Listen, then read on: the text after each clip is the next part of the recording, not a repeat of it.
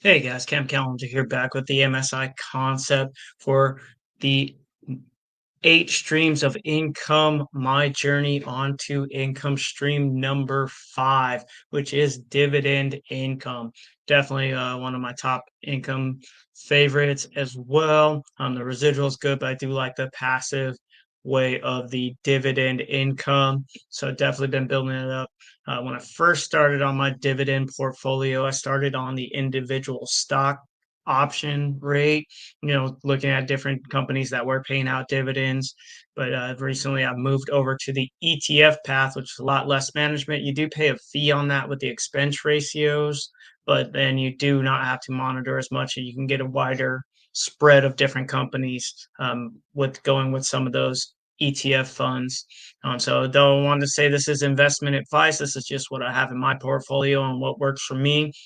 Put a few different ETFs into the description of the video as well, of the ones that I'm currently holding.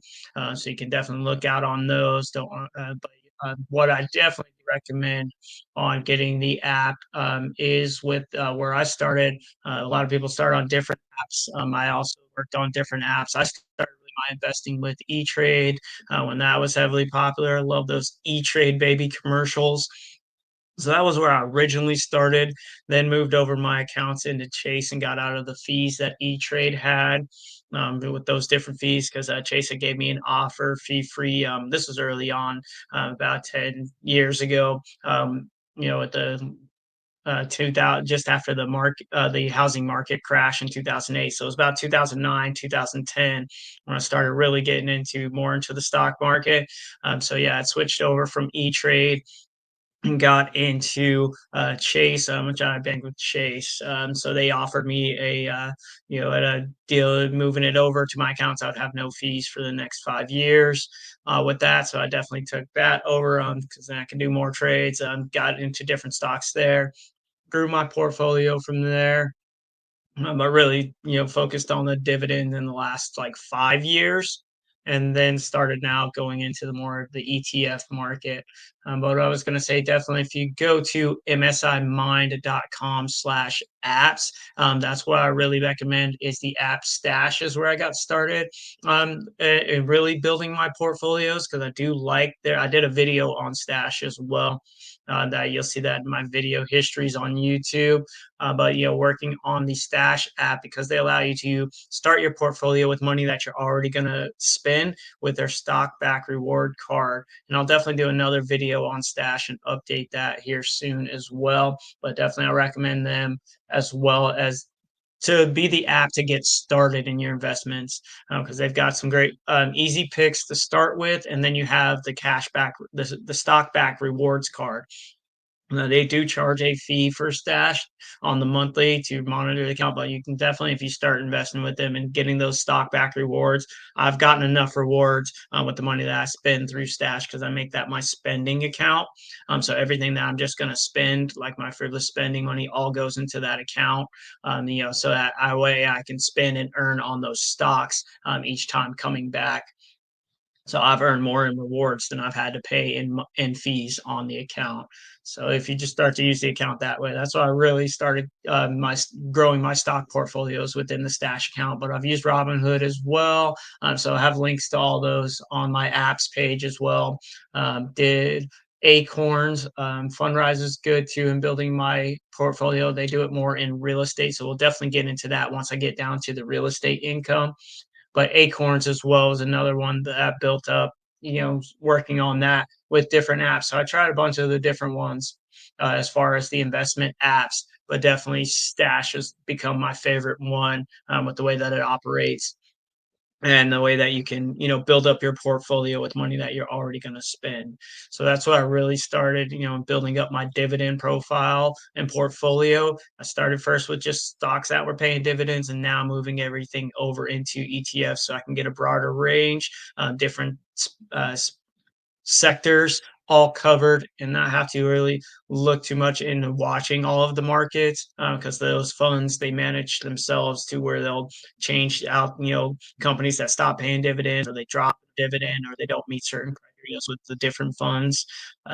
So definitely a couple of my favorites. I'll say a couple of my favorites that I'm on right now. Um, do my top five right now would be VYM, and then also SCHD, DGRO for dividend growth, HDV, and also what was the other one I put in here? I want to say it was, but it will be in the description as well. It is going to be DHS was the last one. But yeah, so VYM, DGRO, SCHD, DHS, and HDV. So you'll see those in the descriptions as well. So definitely those are there. On that. Those are just the top five that I have. I definitely have others, and definitely always, comment your favorite dividend earners on this video. So definitely know what you are investing in as far as dividend growth and dividend income. But definitely wanted to shout that up. And if you are signing up with Stash, they are doing a $50 bonus at this time. So if you use my link, which it's in the description as well, and it's on the apps page, so you can get a bonus $50 in starting your portfolio. So great little thing to get started with, especially they have custodial accounts, for minors, so you can start a child account in there connected to yours, so you can even start investing for your children as well and start them on that dividend income.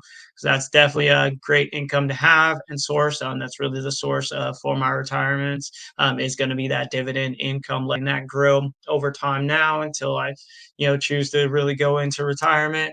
But that's really one of those income streams where you can start to build it early. And definitely time is the thing that's going to be on your side to compound and let that dividend grow and reinvest those dividends over time while you can. And then you can once you've got it built up, to a solid level, then you can take those dividends as cash out and live off of those dividends, after you've built them up.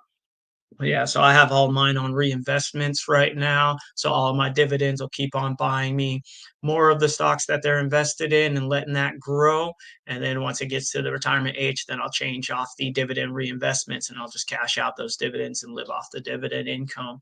But definitely that is an income stream that just like similar to the residual, you build it up, then let it take care of itself, as it starts to grow. You got to definitely watch it and build it and work for it at the start. But the dividend income, I like it because it is a little bit more passive, not as much. You definitely have to do some research and you definitely got to do the investments and have the income to get it started. It's not one that can just start and grow by itself.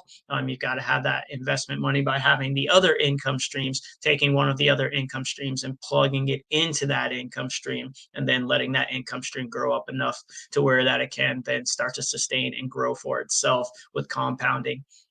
So that's what I've done on the dividend income with my journey. Definitely love this income stream once you get it built up and growing in the different stock portfolios. And now with the way that stock apps are and the fractional shares and the way that you can get started, with smaller amounts, definitely a good thing to get started and let it kind of build up and grow. But yeah, if you have any questions, definitely reach out on getting that started. Happy to help and share more in detail of what I've done with the dividend income if you have anything. But yeah, definitely moving my portfolio over to the ETFs now in this year. But yeah, definitely have had the dividend income portfolio for some time. It is one of my favorite portfolios to invest in and with the investments that I have. So I want to thank you all for watching. So definitely stay tuned for the next one. I'll have some more videos as we continue on through the remaining income streams. I'll have a video for each one. But again, comment any of the dividend investments that you have going on right now on these videos. Again, thanks for watching.